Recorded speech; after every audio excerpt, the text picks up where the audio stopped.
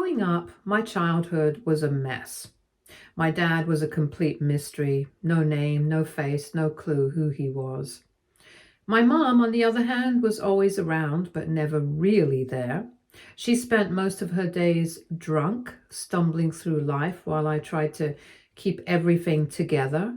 My little sister didn't know how bad it really was because I shielded her from most of it. While other kids were out playing or worrying about school dances, I was learning how to cook, pay bills, and keep my sister's life as normal as possible. Someone had to. My mom would disappear for days sometimes. When she was home, she was either passed out or screaming at no one in particular. I got used to it, but that doesn't mean it didn't hurt. My sister, though, was my world. I made sure she had clean clothes, help with homework, and someone to talk to when things got tough. I didn't have much of a childhood, but I was determined to give her one. When I first met my husband, it felt like I had finally found my place in the world. He wasn't flashy or over-the-top romantic, but he had this steady, comforting presence that made me feel safe. After years of chaos in my life, that stability felt like a dream. He came from a normal, loving family, the kind you only see in movies when you grow up like I did. There were family dinners, holidays filled with laughter, and people who genuinely cared about one another. It was so different from what I was used to, and it made me want to be a part of it. He saw me in a way that no one else had before. Growing up, I had always been the caretaker, the one who held everything together even when I felt like I was falling apart inside. My childhood wasn't great. Lots of dysfunction, lots of responsibilities for someone so young. By the time I met him, I had built walls around myself so high that I didn't even realize they were there. But with him, I felt like I could finally breathe.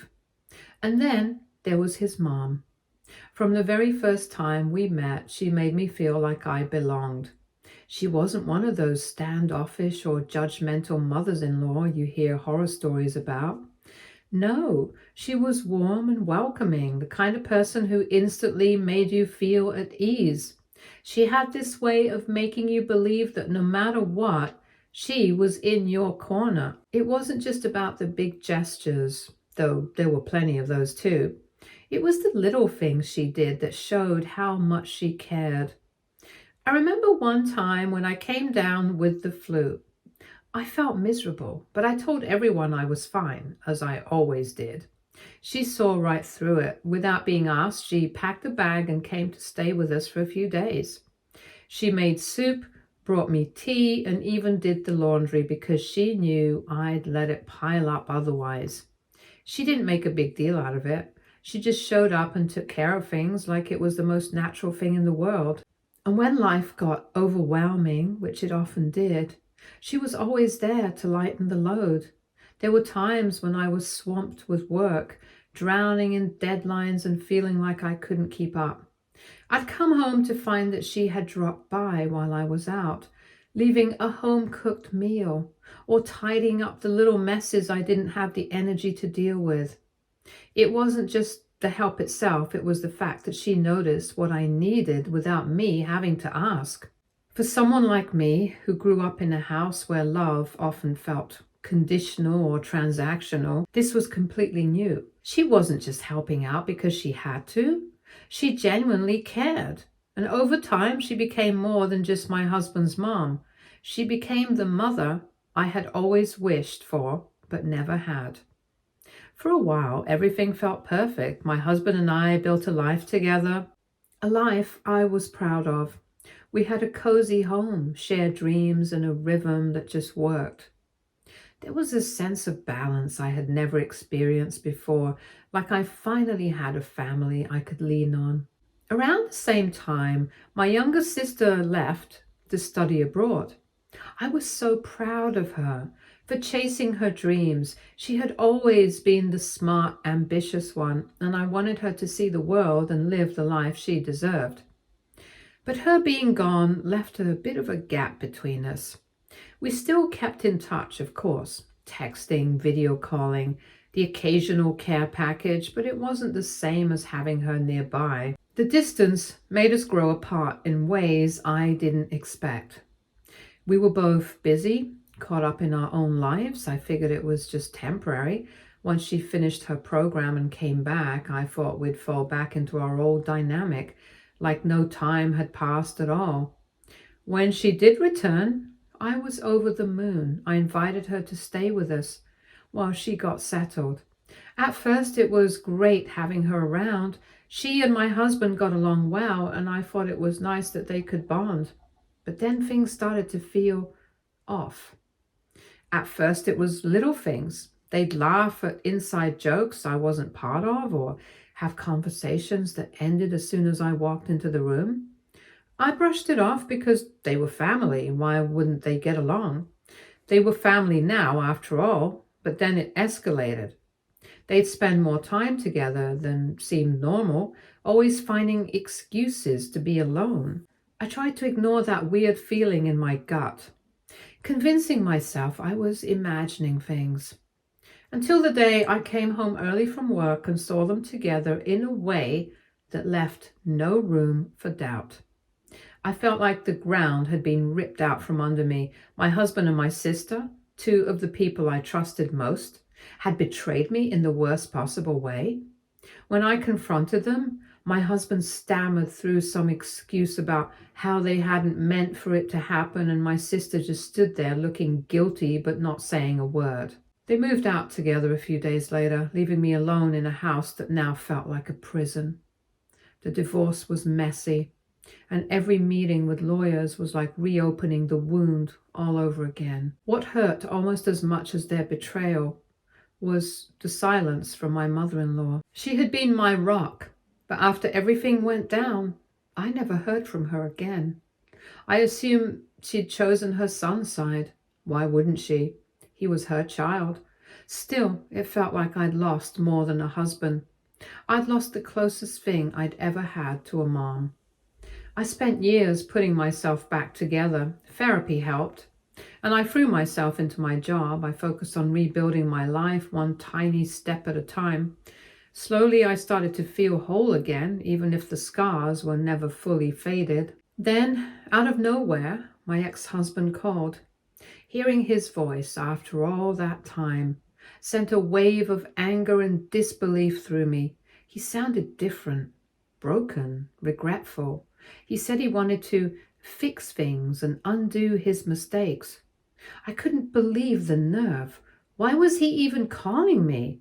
I told him I had nothing to say to him and hung up. I thought that was the end of it, but a few hours later another call came. This time it wasn't him. It was a lawyer.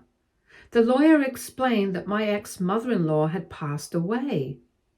That news alone hit me like a punch to the gut. She was one of the few people who had treated me with kindness and love, even when everything else in my life was falling apart. I hadn't spoken to her in years, but I still thought about her often, wondering how she was doing. What the lawyer said next completely floored me. She had left her entire estate to me, not her son. Not divided among relatives, just me. $1 million. I sat there in stunned silence, trying to wrap my head around it. Why me? The lawyer went on to explain that her reasoning was spelled out in a letter attached to the will. She had been deeply ashamed of her son's actions, the betrayal, the pain he'd caused me, and how he had destroyed not only my life, but also the bond I had with her. She couldn't forgive him, and this was her way of making things right. The letter was heartbreaking. She wrote about how much she had admired me and how sorry she was for everything her son had done. She believed I deserved a fresh start and wanted to give me the chance to build the life she felt I'd been robbed of. So, of course, that was the reason why my ex-husband had called me. He found out about the inheritance, and the call started immediately. At first, they were all apologies and promises to make things right, and when that didn't work, they turned manipulative. He said his mom would have wanted us to reconcile and that the money could help us rebuild. It was disgusting. Now I'm sitting here trying to figure out what to do next. Should I engage, block him, seek legal advice? I feel like I'm at a crossroads and I have no idea which way to go. Update 1. Hey Reddit, I wish I could tell you things have gotten better, but honestly, they've just gotten more complicated. Ever since my last post, my ex-husband has been like a bad cold that refuses to go away. It's relentless. The texts, the calls, the voicemails, every single day it's something new. At first, his messages were a weird mix of fake sweetness and guilt tripping. I want to talk, or I'm really sorry for everything, let me make it right. But now, the mask has slipped. His tone has completely changed, swinging between anger and desperation. One minute he's sending threatening texts about how everything I have now belonged to his mother, as if that somehow justifies him coming after me. The next, he's leaving these pathetic voicemails about how he's a changed man and only wants what's fair. It's emotionally exhausting. He's even started hinting at legal action, saying he won't sit idle if I keep the inheritance. The audacity is unreal. I mean, the money wasn't even his to begin with. His mother specifically left it to me, but that doesn't seem to matter to him. It's like he's convinced himself he's entitled to it. The worst part? I can't shake this nagging feeling that my sister might be involved in all of this. She's been completely silent ever since this whole thing started. Not a single call, text, or email. It's like she's vanished. And honestly, it doesn't sit right with me. My gut tells me this might be some kind of joint scheme between her and my ex. I wouldn't put it past them. I mean, who just disappears like that after something so huge? My sister isn't exactly known for facing her problems head on, but this level of avoidance feels too deliberate. I keep imagining them sitting together, plotting their next move. It sounds paranoid, I know, but after everything they've done, is it really that far-fetched? To protect myself, I've started documenting everything. Every single text, voicemail, and email gets saved. Screenshots, recordings, you name it. My lawyer was very clear. If he keeps up this harassment, we might be able to get a restraining order. But honestly, even the thought of having to go to court again makes me sick. I've been through enough legal battles to last a lifetime. The emotional toll is heavier than I expected.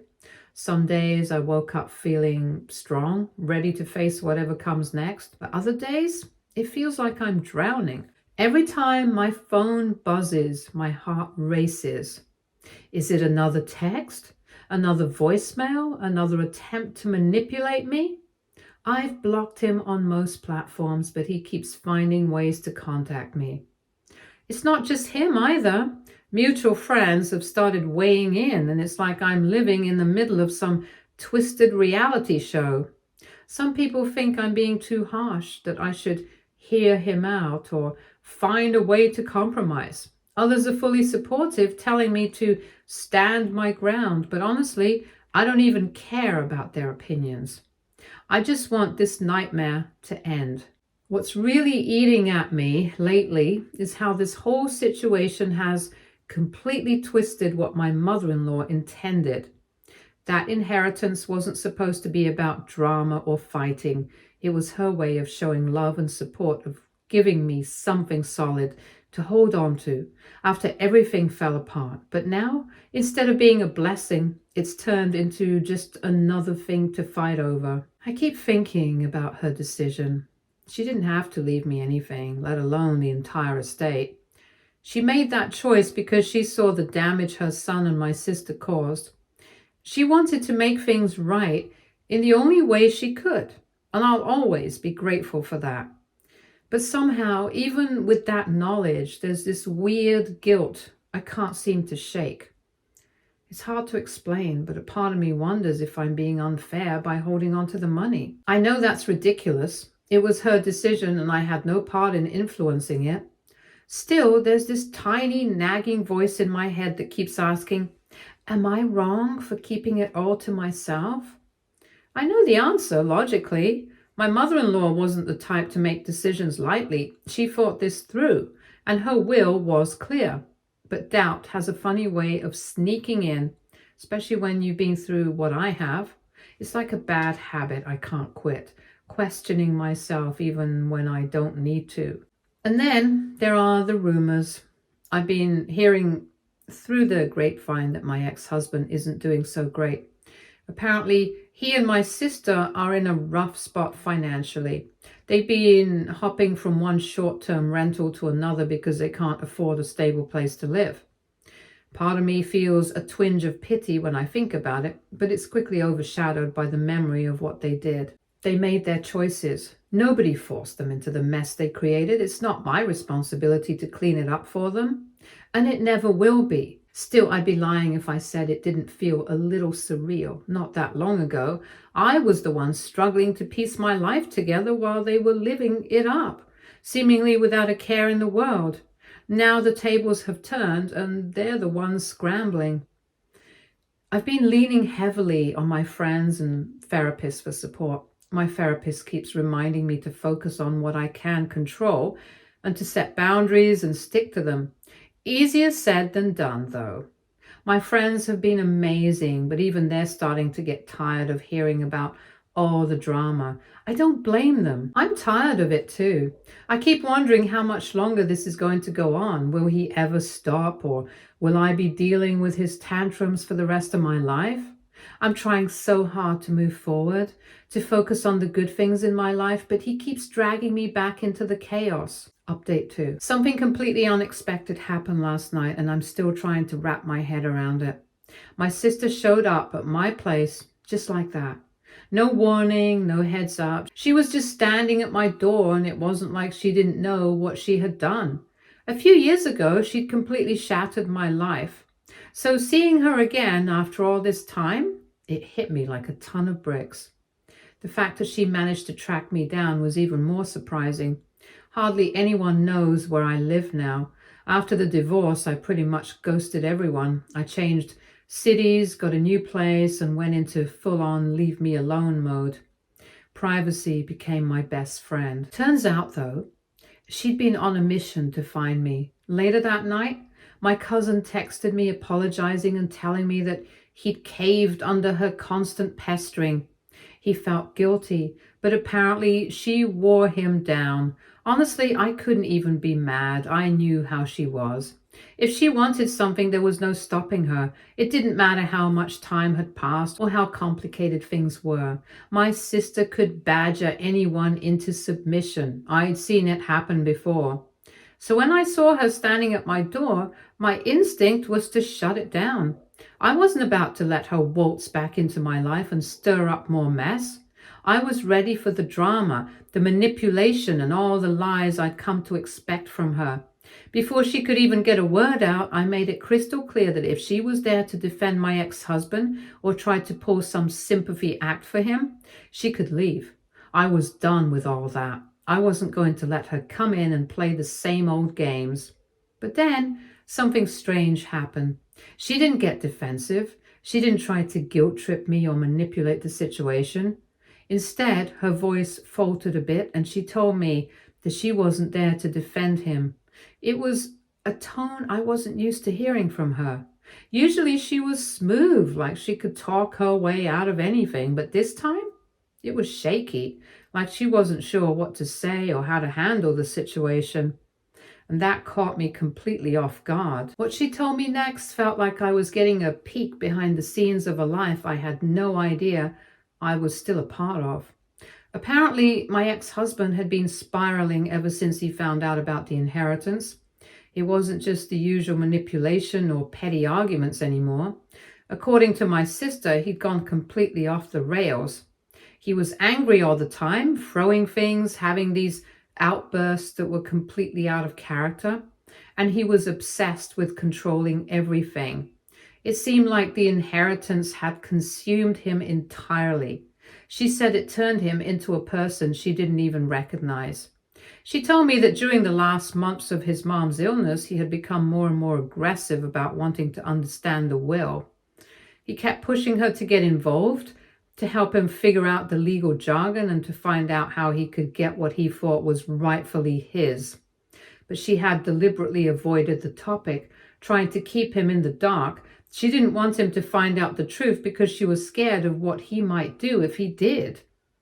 It was strange to hear all this. It felt like she was talking about a different person, not the man I had once been married to. But the fear in her voice was real. This wasn't some story she was telling to make herself look good or to manipulate me.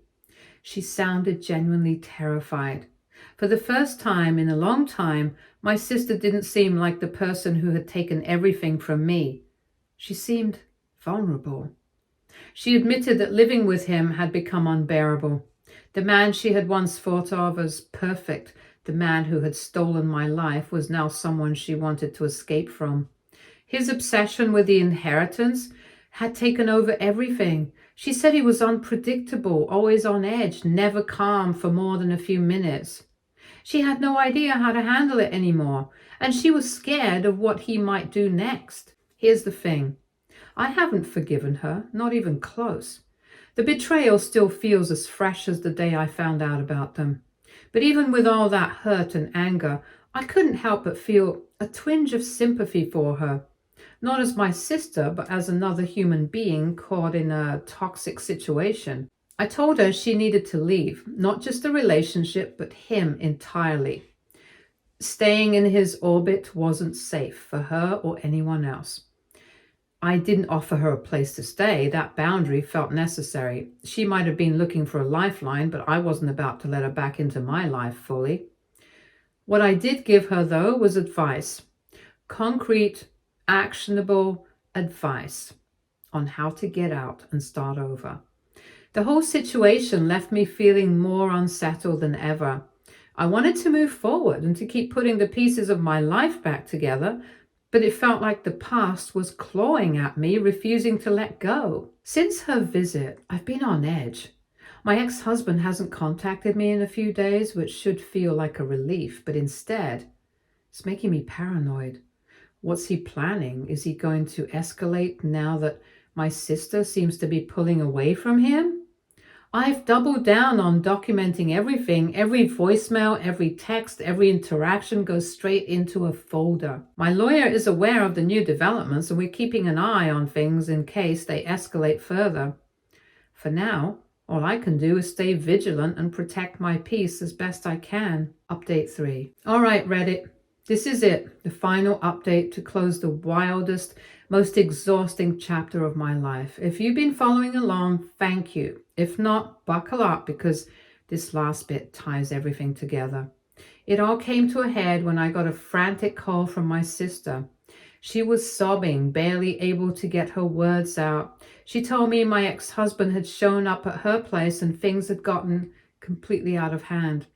Not just yelling or arguing, she described full-blown chaos. For weeks, my ex's texts and calls had been escalating.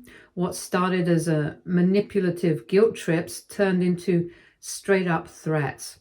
He'd text things like, "This isn't over," or "You think you can take what's mine?" At first, I just rolled my eyes at his desperate attempts to scare me, but as the messages got darker and more unhinged, I realized this wasn't just about the money anymore. It was about control. I hadn't blocked him yet because my lawyer told me to save everything. Every text, every voicemail, every angry email, all of it was evidence. It felt exhausting to constantly document his harassment, but I knew it was important to protect myself in case things got worse. And worse they did. The night my sister called, she told me my ex had shown up at her apartment in a rage. He was banging on the door, yelling loud enough for the neighbors to hear, demanding to be let in. She didn't let him in, thank God, but the scene he caused was terrifying. She told me she'd never seen him like this before, completely unhinged, out of control. It was the moment she realized she couldn't handle him anymore. Hearing her so scared threw me off. I wasn't sure how to feel. On one hand, this was the same sister who had betrayed me so deeply, I wasn't sure I'd ever forgive her. On the other hand, I wouldn't wish this kind of situation on anyone, not even her. The next morning, I decided it was time to deal with this once and for all, but I wasn't going to face him alone. My lawyer friend, let's call him Mark, offered to come with me. Mark's presence wasn't just about legal advice, it was also about safety. Plus, I knew my ex would act differently if there was another man in the room. We set up a meeting at a coffee shop near my sister's apartment. It was a public place chosen deliberately for safety and the watchful eyes of strangers. When my ex showed up, he looked awful. He was unshaven, dark circles under his eyes, clothes that looked like they hadn't been washed in days. It was clear he wasn't handling things well, but honestly, I didn't feel sorry for him. The moment he saw Mark sitting beside me, his whole demeanor shifted. I could tell he wasn't expecting me to bring backup, and it threw him off balance. I didn't waste time on small talk. I laid everything out. I told him his harassment needed to stop immediately, that his threats were unacceptable, and his actions had consequences. I reminded him that the inheritance wasn't his to claim. It was his mother's decision to leave it to me. And that decision was legally binding. He had no claim to it, no matter how much he wanted to argue otherwise. Mark helped me make it clear that if my ex kept up his behavior, we would pursue legal action. We had more than enough evidence to support restraining orders, and I wasn't afraid to use it. The turning point came when I mentioned my sister. I told him she'd left him and wasn't coming back. That hit him hard. He tried to argue, to spin it like she'd wronged him, but it was obvious he was grasping at straws. The anger and frustration on his face was unmistakable, but for the first time in this whole mess, I didn't feel intimidated. I felt free. By the end of the meeting, my ex looked completely defeated. He mumbled something about how unfair it all was and left without another word. It was the last time I saw him. After that, things started to change for me in big ways. The estate was officially transferred to my name, and with that came a sense of finality. I made the decision to sell the house. There were too many painful memories tied to it. It felt like the right time to let go and move on. I also made a choice about the money. While I'm using part of it to secure my future, I knew I didn't want to keep all of it for myself. I donated a significant portion to a local women's shelter in my ex-mother-in-law's name. As for my sister, she's staying with a friend while she figures out her next steps. I've kept my distance. I'm not ready to have her back in my life. Forgiveness is a long road, and while I'm not there yet, I've let go of the anger that used to consume me. She made her choices, and now she's living with the consequences. My ex is completely out of my life now. I've blocked him on every platform, social media, phone, email. There's no way for him to contact me, and I'm finally at peace. Looking back on everything, I've learned so much about myself. I regret not taking these actions weeks ago. This drama could have ended sooner, but there's nothing we can do about it now. This whole experience showed me that I'm stronger than I ever thought possible. Betrayal is devastating, but it doesn't have to define you. You can take the pain and turn it into something powerful. A new beginning, a better future. I'm moving to a new city soon, ready for a fresh start. It feels like the right time to leave the past behind and focus on building the life I deserve. To everyone who followed my story and offered support, thank you. Your words of encouragement meant more than you'll ever know. And to my ex-mother-in-law, wherever you are, thank you for believing in me, for seeing my worth, and for giving me the chance to rebuild my life. Your final gesture changed everything, and I'll never forget it. This chapter is officially closed. Here's to moving forward. Stay tuned for more stories from our girl relationships.